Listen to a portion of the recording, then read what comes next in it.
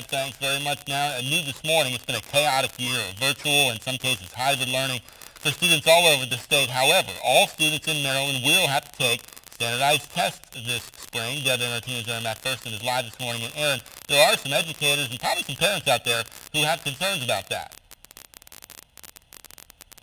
That's right, Christian. You know, the big concern is just the time. It takes a lot of time to complete these standardized tests, and with students only in the classroom a limited time right now, they feel that it's unfair to take that time away from students. Now, for example, in Baltimore County, with having more students go back for hybrid learning on Monday, they're only going to be in the classrooms physically 2 days a week. And talking with one of the staff members for Baltimore County Schools, they explained that they only have 22 days in the classrooms for those students, and with testing taking at least 5 days of them, they just don't feel like that's fair for those students. The days that many teachers feel should be spent working with the students, focusing on their regular curriculum, and just connecting with them since they've been virtual for so long.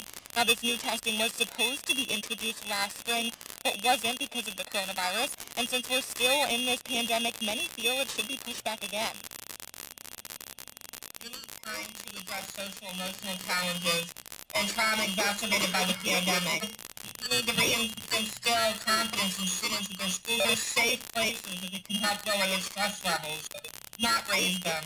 Students need the opportunity to reconnect with their educators and their peers in the different hybrid models, not have to sit for hours taking a test they have never seen before. They need instructional time, not testing.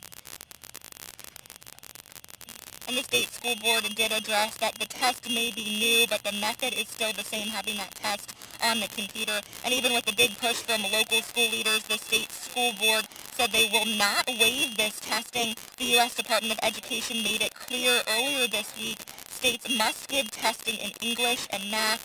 Science and social studies testing was dropped. So then school leaders asked for the testing to at least be shortened to not take as much time away from the students. And right now, the math testing is scheduled for nearly 3 hours and English for nearly 5 hours, broken up over a few days.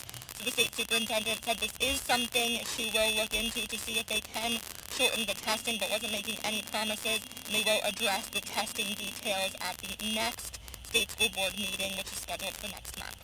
For WMAR 2 News, I'm Erin McPherson. Okay, Aaron, thanks very much for that. Of course, making the adjustment to in-person learning after nearly a year of learning remotely could take some time for some kids. WMAR 2 News' Megan Knight has that part of the story live from Towson. Megan. And Christian, yeah, you know, students who are going to be returning to school for in-person hybrid learning starting next month, they're probably going through a lot of different emotions about this, right? They're probably excited, maybe a little nervous, even a little anxious. And even though going to school is part of their normal routine, what they're going to see and experience once they're inside the classroom, well, that's going to be anything but business as usual, because many school districts are dividing these students into 2 groups so that class sizes are much smaller, and then each group is going to alternate when they're in school for in-person learning 2 days a week and then virtual learning for the other 3 days a week. Students and teachers will be required to wear their masks during the school day and also maintain social distancing.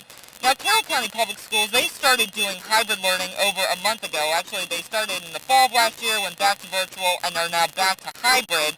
They're actually looking to increase the number of days students can be in school for up to 4 days a week now. And Peggy Benko, who is a healthcare worker, she has 2 school-age children in Carroll County Public Schools, and she told us that she did have a conversation with her kids about what COVID-19 is, the importance of healthy habits like wearing masks and keeping their hands off their face, and one tip that she had for parents is to try out different types of masks before the kids return to school. That was helpful because they found something they were comfortable with. It got either coiled or it started rubbing their ears in a weird way. So I think trying your kiddos out with different types of masks, finding out what they like best, and just encouraging them that it is their shield against COVID. And also gets them involved in the process as well. And for more tips on how you can ease that transition from remote to hybrid learning, we have that all posted on our website right now at WMAR2news.com. We're live in Towson. I'm Megan Knight, WMAR 2 News. Megan, thanks very much. The latest jobs report did show an uptick in the number of Americans filing for unemployment benefits, with more than 18 million people claiming some form of jobless aid. And now the challenge for many of those unemployed workers will be trying to get back into the workforce. ABC's Elizabeth Schulze explains what job seekers can do to set themselves apart. For 26-year-old Poonam Desai, job hunting during the pandemic is a full-time job. I've written hundreds of cover letters, redone my resume hundreds of times. Her contract as a consultant ended before the pandemic hit, and now she's among an estimated 10 million Americans searching for work. It seems like a million more people competing for every same position. Her biggest frustration, not hearing back from employers. It kind of is dehumanizing. It makes you feel like you're not even worth a simple email. High unemployment and remote working are making it harder and more important for applicants to find a way to stand out. One way to make an impression, play up your skills that are attractive in a work-from-home environment. You want somebody who can stay on task, so I'm detail-oriented, I can stay focused, self-motivator, self-scheduler. Next, practice doing virtual interviews with friends. Making sure that you're engaged the entire time. Sometimes you need to be a little bit more animated for that to come across on camera. And finally, consider applying for jobs outside of your industry that use the same skills. The hospitality, food service, and entertainment industries are still shedding jobs, but sectors like delivery and construction are hiring back workers. If I was a server, could I go do something for Amazon in delivery, or Uber driving, or Walmart e-commerce, or Target e-commerce? I think there are lots of transferable skills, and then you want to pivot back, and that's completely explainable down the road. Matthew Bakley was laid off in September. Dealing with COVID on its own is a struggle in and of itself for most people, and to add a job search on top of that is quite a stress load. Soon, he noticed a trend in job postings. The posting may say that it's got a specific location, but in reality, they're open to having a remote worker. He landed a new job this month after connecting with a former colleague. One part of the search, he says, hasn't changed during the pandemic. It holds true that your networking is going to be your easiest way to land a new gig.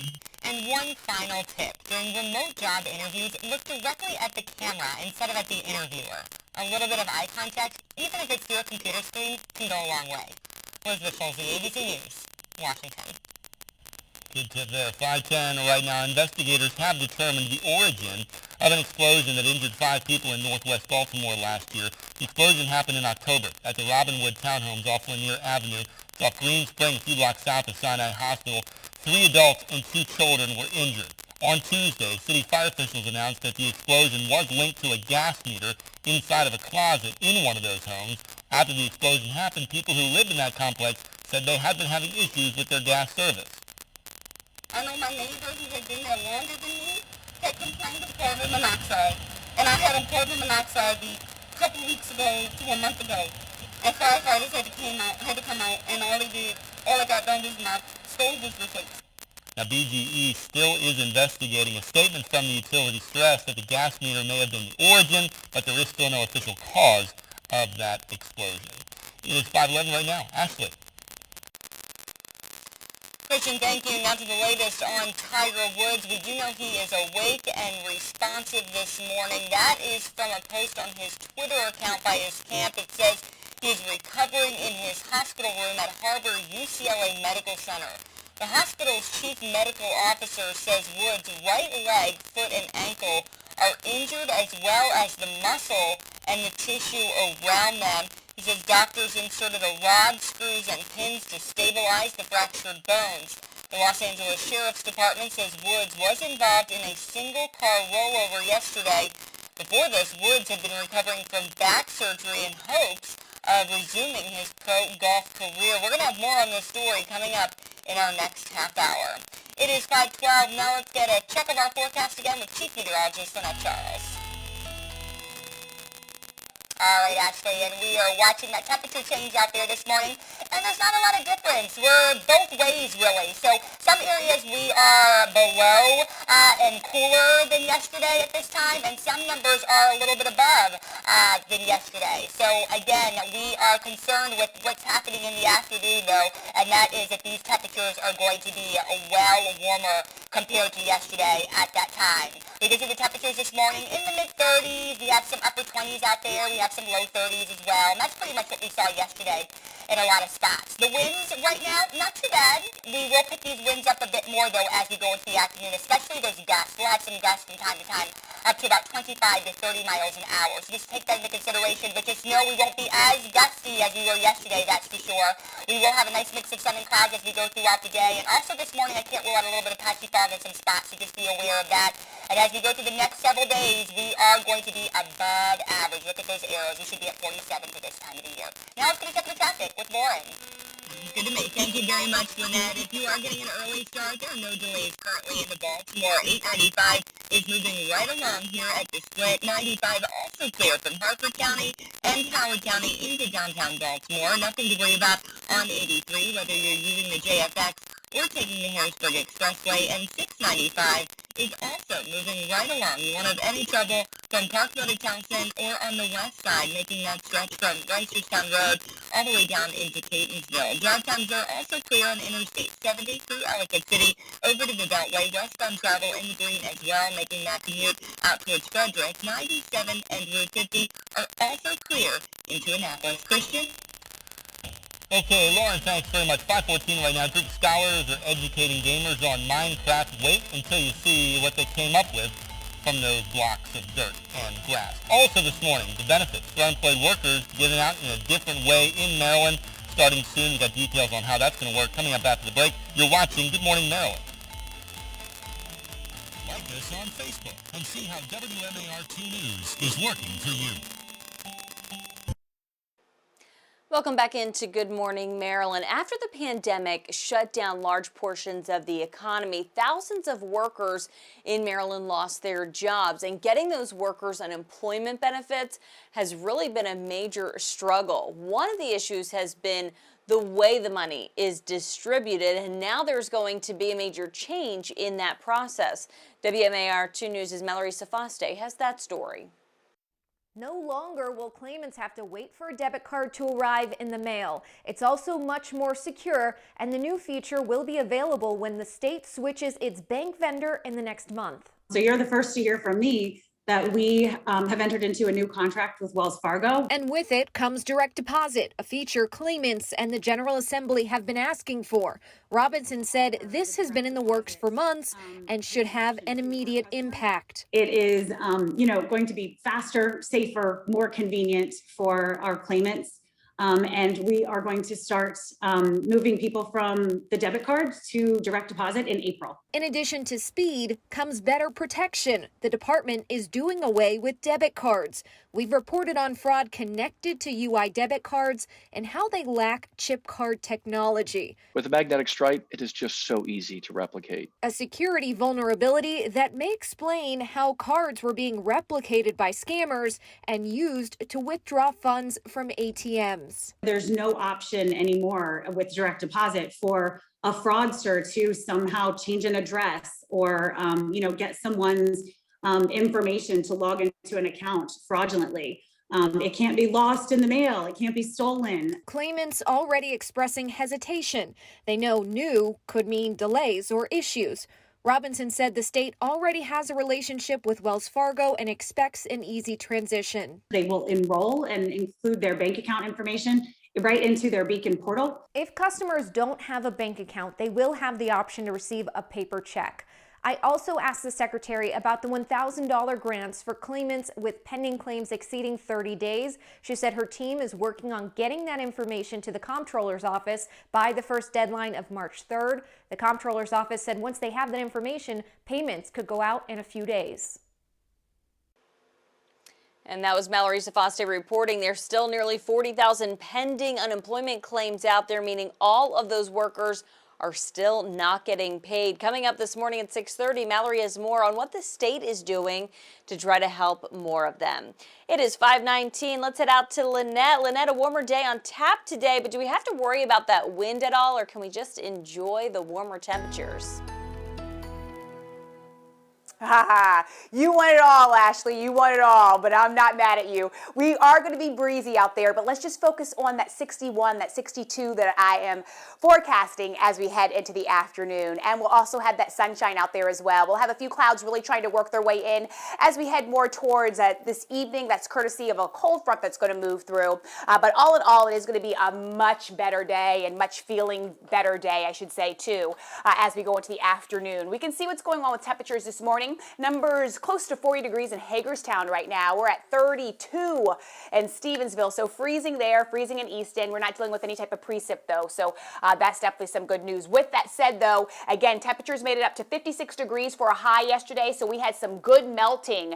So we do have numbers that are at freezing this morning, so anything that melted and nothing's treated, then we could see some icy spots, especially on the sidewalks. So again, be careful for that this morning. Look at this, above average this morning, above average this afternoon. That is going to be the trend. You have to go all the way back off towards the west to get those temperatures below average. The wind's not too bad right now, sustained, but we will have those gusts really pumping as we go into the afternoon. We won't be as gusty as yesterday, but we will have those gusts from time to time up to about 25, 35 miles an hour. So this is what we're going to contend with as we continue through the rest of today. Satellite and radar picking up on a few clouds moving in, but again, we will see some sunshine as the day goes through as well. So that nice mix of sun and clouds will be our weather for today. Back up towards the upper Midwest, that's where they're dealing with some snow. This is Futurecast. Watch this. I put it into motion. Not a whole lot of activity. Again, we will see some sun, some clouds, and then those clouds really starting to thicken up as we head towards 8 o'clock this evening. Again, that moisture will be basically what we see from the clouds in terms of that cold front moving through the area. We'll see a nice sun-cloud mix as we head towards Thursday. Again, today, this morning, we could see a little patchy fog in some spots. Be aware of that. Temperatures will be above average, but today, Thursday, Friday, I say car wash. And, you know, I wish I could say car wash and then cue the music and then we get the car wash song with Rolls Royce. Yeah, I would like that, but that's not going to happen for today. We can see that 7-day forecast again today, guys. I'm forecasting temperatures in the low 60s. It's going to be a good day. Let's go to check on the traffic with Lauren. Thanks, Lynette. Every time you say car wash, I think of that song. I miss your singing in the studio. If you are getting an early start, there are no delays right now on 695. We're in great shape. Crossing the Key Bridge, heading up to Parkville, up to Towson, the west side, also in the green from Reisterstown Road into Catonsville. And there are no problems making that commute into downtown Baltimore. 83 showing 65 miles per hour southbound at Northern Parkway. The tunnel's also problem-free. And if you're traveling in Howard County this morning, Interstate 70 showing a 10-minute commute eastbound from Route 32 over to 695. 97 and Route 50 are also quiet into Annapolis. Over to you. Okay, Lauren, thanks very much. If you're not sure you'd like that new foldable phone that Samsung's putting out, they say you can try it out for a while. Got details on that coming up. Plus, Postal Service is rolling out a new mail truck. Look at that thing. Got more on what makes it different from your old mail truck coming up after the break. You're watching Good Morning Maryland. Okay, 5:26 right now. Samsung is going to let you try out that new foldable phone for 100 days, and you can return it for a refund if you don't like it. ABC's Kenneth Moten has that story and more in today's Tech Bites.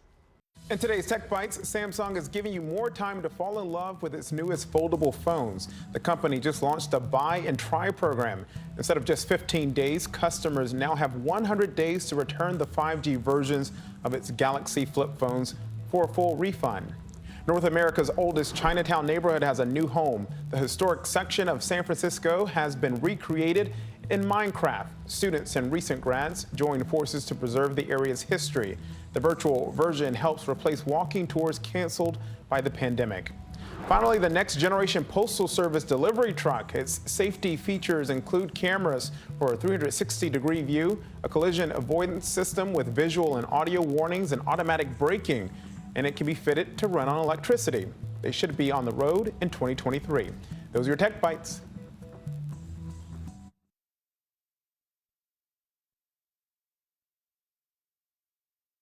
Plaque psoriasis, the burning, itching, the pain. With Tremfya, adults with moderate to severe plaque psoriasis can uncover clearer skin and improve symptoms at 16 weeks. Serious allergic reactions may occur. Tremfya may increase your risk of infections and lower your ability to fight them. Tell your doctor if you have an infection or symptoms, or if you had a vaccine or plan to. Tremfya. Emerge Tremfyant. Jansen can help you explore cost support options. Mr. Buble, you can't keep breaking in here. Bubbly just came out with Bubbly Bounce. A little kick of caffeine. Exactly what I need to fix these. Yeah, Buble Bounce. No calories, no sweeteners, just a kick of caffeine. Hey fellas, we've got to talk. It's about your food. It has spray-on flavor and powdered meat. It's time for fresh food that belongs in the fridge next to our food. Now, who's hungry? Fresh Pet. You're watching the station that's working for you, WMAR 2 News. Now, Good Morning Maryland. Tiger Woods remains in the hospital this morning after his SUV crashed in California. That video shows how much damage there was to that vehicle. We get the latest on the investigation coming up, including the deputy who found Tiger Woods in that vehicle. Here in Maryland, the statistics on the coronavirus continue to improve, but those variants of COVID-19 continue to pop up. We've got more on how state health officials are dealing with that. And it's getting tired of winter weather. Maybe you like today's forecast. Could we hit 60? Woo! Chief Meteorologist Annette Charles has the answer coming up on Good Morning Maryland. Just past 5:30 now on this Wednesday morning, February the 24th. Good morning, Maryland. I'm Christian Schaefer. Ashley James is working from home. Ashley, I have not heard too many complaints about the warmer temperatures so far this week. And you will not hear one complaint from me, although Lynette was saying that I wanted everything. I don't want the wind, I want the warmer weather, but I'll take anything if we're pushing 60 degrees. I'm ready for it. Yeah, I'm ready for it to be done with all that winter weather we've been having. Let's check in with Chief Meteorologist Lynette Charles right now. Boy, look at that warm forecast, Lynette. All right, Christian, yes, that is what we're tracking for today, those spring-like temperatures, and I do believe that we are going to hit 60, and I actually think that we will surpass 60 in some spots, as we do have that southwesterly push, and then you throw in that sunshine as well, and we will see some sun today. It is going to be a lovely day. I want you guys to get out there and enjoy it, but like I said before, I do not have to twist your arm to do it. Breezy conditions on tap as we go into the afternoon. We'll have gusts up to about 25 to 30 miles an hour, and then as we head into the weekend, we will see some rain out there, so that's why I say really enjoy today. Temperatures this morning in the low 30s, mid-30s. Wind's not too bad right now, but again, those will pick up. The radar is nice and dry, and we should stay mainly dry as we go through the rest of today. Christian, over to you. Okay, Lynette, thanks very much. The investigation will continue today into this crash, which left golf legend Tiger Woods severely injured. He remains in the hospital right now after major surgery for a broken leg. This morning, we're hearing from the sheriff's deputy who got to that scene first and talked with Tiger Woods before rescue crews took him to the hospital. ABC's Kenneth Moten has that story. This morning, new details about the injuries Tiger Woods suffered in that violent crash in Southern California. Overnight, Woods Foundation put out a statement saying he's awake and responsive, but suffering from serious injuries, including compound fractures to both upper and lower parts of his right leg, which had a rod inserted, and his shattered foot and ankle are being held together with screws and pins. It's very fortunate that Mr. Woods was able to come out of this alive. Deputy Carlos Gonzalez was the first person on the scene. He says Woods was lucid and calm. The fact that he was wearing a seatbelt, I would say that it greatly increased the likelihood that it saved his life. Deputy Gonzalez at first didn't recognize Woods. I asked him what his name was. He told me his name was Tiger, and at that moment I immediately recognized him. His SUV left mangled after rolling downhill multiple times. Traveling hundreds of feet, rescuers used an axe to break through the windshield and free Woods. After medics rushed the 45-year-old to the hospital, a crane hoisted the SUV upright. On the vehicle side, the words Genesis Invitational, a golf tournament, was hosted last week. He didn't play in the tournament because he's recovering from his 5th back surgery. Woods saying this on Sunday. 7 weeks from today, final round of the Masters. You gonna be there? God, I hope so. I got to get there first. A lot of it stays on my surgeons and my doctors and my therapists. Overnight, former President Obama tweeting, "Here's to a speedy recovery for the GOAT of golf. If we've learned anything over the years, is to never count Tiger out." Former President Trump, who awarded Woods the Presidential Medal of Freedom, saying Tiger will be back. The sheriff in L.A. says there was no sign that Woods was impaired, but the sheriff added it appears the vehicle may have been speeding. And investigators say they'll look into whether Woods was on the phone or was otherwise distracted. Kenneth Moten, ABC News, New York. There have been reports that is a tough stretch of road where there's been a lot of previous crashes. Good Morning America is going to have much more on Tiger Woods' condition and an update on the investigation into that crash. With new information and live reports starting at 7 o'clock this morning. Ashley. Thanks, Christian. It is 5:35. Now to the coronavirus outbreak in the state of Maryland. There is growing concern this morning about COVID-19 variants across the state, and state officials are saying they're highly transmissible. The state health department reached agreements with the University of Maryland and Johns Hopkins University to help detect variants from the UK, South Africa, and Brazil. About 1,600 cases of these variants have turned up across the country, about 60 of those right here in Maryland. The increase in sequencing will dramatically increase our chances of identifying these coronavirus variants of concern in all of our communities. So we anticipate that as we do more sequencing, we will identify more cases. Meanwhile, Governor Hogan announced during a news conference Tuesday that the state will open its fourth mass vaccination site soon. The stadium in Waldorf, used by the Southern Maryland Blue Crabs baseball team, will be that site. It is scheduled to open in the next few weeks. The state's third mass vaccination site at M&T Bank Stadium opens up tomorrow. And more students are getting ready to head back to school for some form of in-person learning. In Carroll County, some students could be going back to their classrooms 5 days a week starting next month. Tonight, the Board of Education will discuss their plan for bringing students back to the classroom for either 4 or 5 days a week. Earlier this month, board members voted for every school to have in-person learning 4 days a week with a virtual day for students on Wednesday. Parents would also have the option to continue in-person learning. The Career and Technology Center, Carroll Springs School, Crossroads Middle, and Gateway School would be the only school buildings open 5 days a week, and this plan must be approved by the State Department of Education first. Christian? Lastly, there will be changes to the Baltimore Ravens roster before the 2021 season starts. We're looking to make some changes to improve what was the league's worst passing offense in 2020. More on that story coming up on Good Morning Maryland. An ice cream maker decides to try out making furniture. Yes, furniture. And you have a chance to win it. Take a look at this. Klondike is celebrating their new line of cones with this new chair. It's called the Klondike Cone Zone.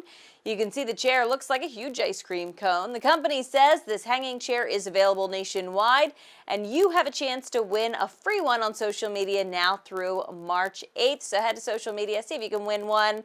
It is 5:40. Well, ice cream, I think, is always okay to eat. Lynette, today really feels like the right time with the temperatures getting warmer today. Now's the time to enjoy ice cream. I know, you said it. I'll take the chair, a lounge chair, a couch, a bed. I don't care. It is going to be a great day to eat some ice cream today, guys. Temperatures in the 60s. We have been waiting for this, and we deserve this, don't we? We can see what's happening this morning as we look at a temperature change, and we have temperatures that are colder than yesterday at this time, and we have numbers that are warmer compared to yesterday at this time. We're just pretty much all over the place, but we will get our act together as we soar into the afternoon. Those temperatures are going to soar with us. As we do have the temperatures this morning in the low 30s, the mid 30s. We have a couple of upper 20s out there as well. The wind's not too bad this morning, so that's some good news, but those will pick up as we go throughout the day with gusts up to about 25, 30 miles an hour. We will have a mix of sun and clouds and a little bit of patchy fog this morning as well. Let's get a check of the traffic now with Lauren. Thank you very much, Lynette. We are off to a great start heading into Baltimore. You won't have any issues whatsoever. 895 is clear here at the split. It will remain up to speed through the Harbor Tunnel. 95 and 83 are also problem-free this Wednesday morning. And if you're traveling 695, here's a live look in Towson. Hardly any traffic to deal with up to the 83s. We're traveling the inner loop down to the Key Bridge. Christian? Yeah, decent start so far. Lauren, thanks very much. There's new research this morning suggesting that the numbers that qualify as high blood pressure could be different for men and for women. More on that story coming up. Right now, thousands of people still waiting to get their unemployment benefits. WMAR 2 News' Mallory Tafaste talked with the state's Secretary of Labor about what's being done to fix all these problems. It is 5:42 right now. You're watching Good Morning Maryland. Welcome back to Good Morning Maryland. Today's We're Open Baltimore shout out comes from the Baltimore Humane Society. Hi, I'm Kate Pica from the Baltimore Humane Society, and this is one of our staff, Sam. And this here is Valentine. Valentine is an active 2-year-old, knows all of his commands, loves to snuggle, but would especially be happy if he got attention all the time. If you're interested in adopting this big muffin of love, please go to BeMoreHumane.org, and always remember, we're open, Baltimore. Thank you so much for that great shout out. Valentine is just one of many animals at the Humane Society looking for their forever home. If you would like to help our news team say Good Morning Maryland or let us know that you're open for business, please record a shout out and email it to me at lauren.cook@wmar.com. And be sure to go to wmar2news.com/open to preview all of the shout outs we've featured so far here on Good Morning Maryland. Okay, Lauren, thanks very much. 5:46 right now. There will be changes to the Baltimore Ravens passing attack for 2021. In a series of tweets on Tuesday night, Des Bryant wrote that during his brief stint with the Baltimore Ravens, he, quote, realized quick that Baltimore wasn't the place for me. Brian went on to write that there's no bad blood with the team. He's not angry about playing time or issues like that. He did play in 6 games for the Baltimore Ravens this past season. Des Bryant